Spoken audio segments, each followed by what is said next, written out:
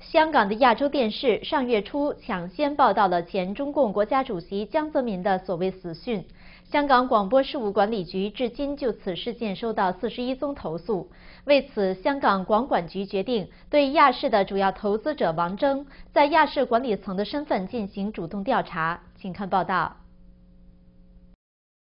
上个月初，香港亚洲电视第一个报道了前中共主席江泽民病逝的消息。播出18小时后，当中共喉舌新华社发出英文稿否认江泽民病逝的消息时，亚洲电视才撤回有关江泽民死讯的报道。为此，亚视遭到了来自中共方面和中联办的批评。8月1号，香港广管局发表声明表示，当局至今接到41起针对亚视的投诉，目前正在处理当中。鉴于公众关注王征在亚洲电视管理层所担任的角色，广管局决定就此作出调查。香港开放杂志编辑蔡咏梅表示，王征的亲生父亲和继父都是中共的高干。香港民众认为，这样一个人物来兼顾香港电视的管理层，控制电视报道，对于香港的公众利益可能形成冲突，因此大家会担心怀疑。因为香港这个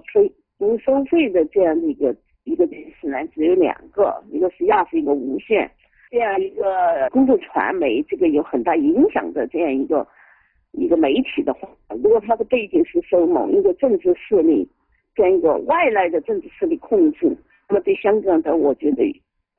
这个媒体就有很大的影响。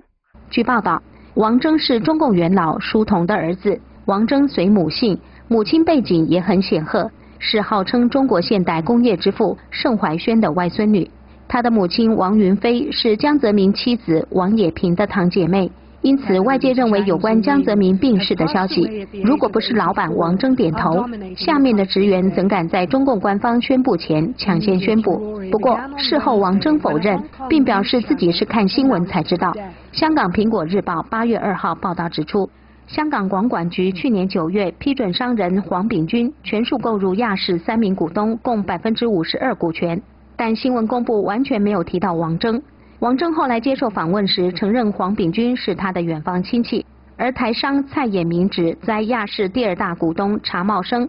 引入王征摊薄股权的纠纷仍未了。蔡咏梅认为，王征入股亚视的背景确实需要考虑，而针对一般电视遵循的客观公正报道原则，蔡咏梅表示，香港在1997主权移交中共之后，大陆那套私下运作的潜规则也渗透到了民主法治的香港。